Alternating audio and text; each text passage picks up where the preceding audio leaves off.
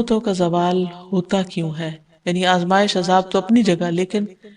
نعمتیں کیوں چلی جاتی ہیں، اس میں انسان کا کیا ہاتھ ہوتا ہے؟ تو سب سے پہلی چیز یہ کہ انسان جب کسی نعمت کی قدر نہیں کرتا یا اس پر شکر گزار نہیں ہوتا تو وہ نعمت اس سے چلی جاتی ہے۔ قرآن مجید میں اللہ تعالیٰ فرماتے ہیں أَلَمْ تَرَ إِلَى الَّذِينَ بَدَّلُوا نِعْمَةَ اللَّهِ كُفْرًا وَأَحَلُّوا قَوْمَهُمْ دَارَ الْبَوَارِ، کیا تو نے ان لوگوں کی طرف نہیں دیکھا جنہوں نے اللہ کی نعمت کو ناشکری سے بدل دیا اور اپنی قوم کو ہلاکت کے گھر میں لا اتارا؟ یعنی جب کوئی قوم ناشکری کرتی ہے تو اس سے نعمتوں کا زوال ہو جاتا ہے۔ ایک اور جگہ پر بھی آتا ہے وَضَرَبَ اللَّهُ مَثَلًا قَرْيَةً كَانَتْ آمِنَةً مُطْمَئِنَّةً يَأْتِيهَا رِزْقُهَا رَغَدًا مِّن كُلِّ مَكَانٍ فَكَفَرَتْ بِأَنْعُمِ اللَّهِ فَأَذَاقَهَا اللَّهُ لِبَاسَ الْجُوعِ وَالْخَوْفِ بِمَا كَانُوا يَصْنَعُونَ۔ اور اللہ نے ایک بستی کی مثال بیان کی جو اطمینان والی تھی، اس کے پاس اس کا رزق کھلا ہر جگہ سے آتا تھا، تو اس نے اللہ کی نعمتوں کی ناشکری کی تو اللہ نے اسے بھوک اور خوف کا لباس پہنا دیا اس کے بدلے جو وہ کیا کرتے تھے۔ پھر اسی طرح غرور اور تکبر نعمتوں کے زوال کا سبب بنتا ہے، اور تکبر کہتے ہیں حق بات کا انکار کرنا، اپنے آپ کو بڑی چیز سمجھنا اور صحیح بات کو نہ ماننا۔ ایک شخص نبی صلی اللہ علیہ وسلم کی موجودگی میں بائیں ہاتھ سے کھانا کھا رہا تھا تو آپ نے اس کو منع کیا اور کہا کہ دائیں ہاتھ سے کھاؤ، تو اس نے کہا میں دائیں سے نہیں کھا سکتا، تو آپ نے فرمایا تم کبھی نہ کھا سکو، اور وہ مرتے دم تک پھر اپنا دایاں ہاتھ اوپر نہیں اٹھا سکتا تھا۔ تو اس سے یہ پتہ چلتا ہے کہ بعض اوقات انسان جب اللہ اور اس کے رسول صلی اللہ علیہ وسلم کی کسی بات کو واضح طور پر ماننے سے انکار کر دیتا ہے تو اس پر بھی انسان کا امتحان ہو جاتا ہے۔ پھر اسی طرح نعمتوں کی نسبت اپنی طرف کرنا کہ ہم یہ سب کچھ اپنی محنت سے کر رہے ہیں اور ہماری کوشش ہے، اور اللہ سبحانہ وتعالیٰ کا شکر ادا نہ کرنا۔ اس سلسلے میں ہم دیکھتے ہیں کہ قارون ہے، قارون کو اللہ نے بہت کچھ دے رکھا تھا، لیکن وہ اسے اللہ کی رحمت یا اللہ کا انعام نہیں سمجھتا تھا۔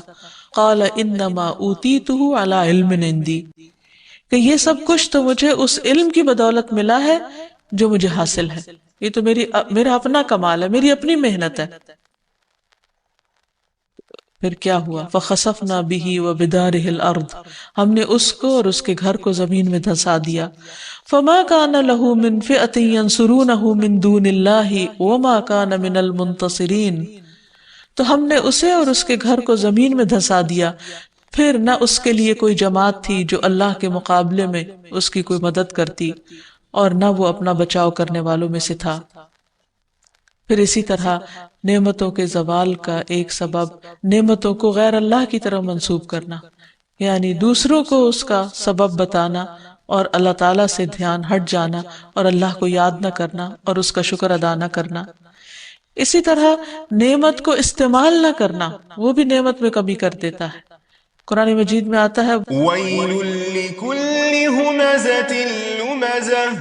الَّذِي جَمَعَ مَالًا وَعَدَّدَهُ يَحْسَبُ أَنَّ مَالَهُ أَخْلَدَهُ۔ بڑی ہلاکت ہے بہت تانا دینے والے اور بہت عیب لگانے والے کے لیے وہ جس نے مال جمع کیا اور اسے گن گن کر رکھا، وہ گمان کرتا ہے کہ بے شک اس کا مال اسے ہمیشہ زندہ رکھے گا، یعنی مال کی وجہ سے اس کی شہرت ہوگی۔ تو جب ایک انسان کو اللہ مال دیتا ہے تو اس کے لیے لازم ہے کہ وہ اس کو اپنی ذات پر بھی خرچ کرے، اپنے گھر والوں پر بھی کرے،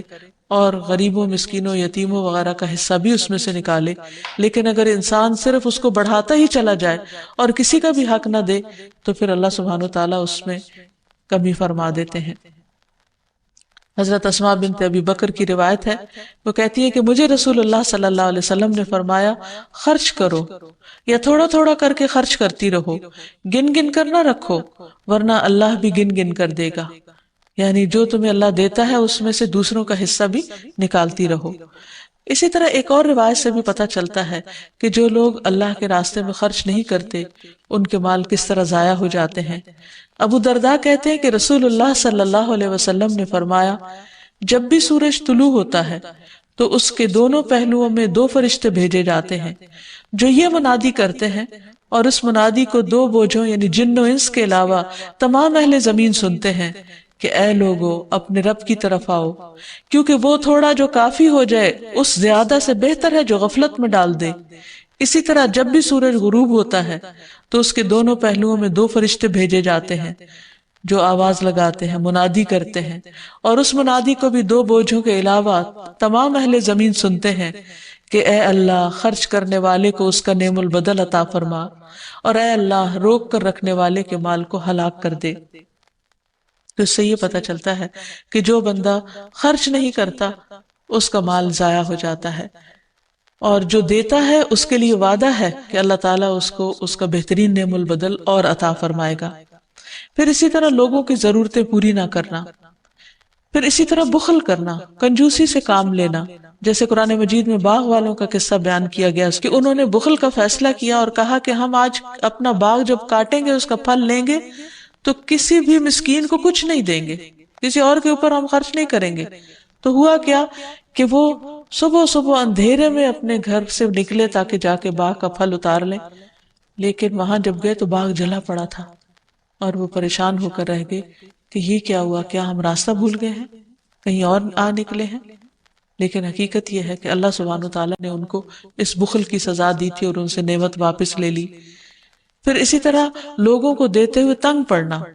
کہ یہ کیوں مانگتے ہیں یا کیوں لیتے ہیں ان سے۔ عبداللہ بن عمر کہتے ہیں کہ رسول اللہ صلی اللہ علیہ وسلم نے فرمایا، اللہ تعالیٰ کے پاس لوگوں کے لیے نعمتیں ہیں، وہ انہیں ان کے پاس اس وقت تک باقی اور ثابت رکھتا ہے جب تک کہ وہ مسلمانوں کی حاجات پوری کرنے میں لگے رہتے ہیں اور ان سے تنگ نہیں ہوتے،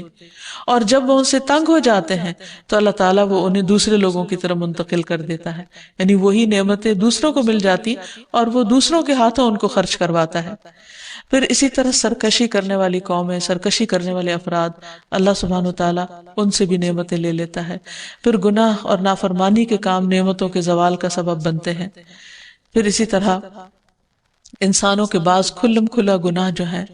وہ انسانوں کے لیے قحط سالی کا باعث بنتے ہیں، ایسی بیماریوں کا سبب بنتے ہیں جو پہلی قوموں میں نہ تھی۔ تو اس لیے نعمت کو برقرار رکھنے کے لیے بہت ضروری ہے کہ نمبر 1 اللہ تعالیٰ کا شکر ادا کیا جائے، کیونکہ اللہ تعالیٰ کا وعدہ ہے لَإِن شَكَرْتُمْ لَأَزِيدَنَّكُمْ، اگر تم نے شکر ادا کیا تو میں اپنی نعمت تمہیں اور زیادہ عطا کروں گا۔ پھر اسی طرح نیک اعمال کرنا، اللہ تعالیٰ کو راضی رکھنا، جیسے اللہ تعالیٰ فرماتے ہیں اعملوا آل داود شکرا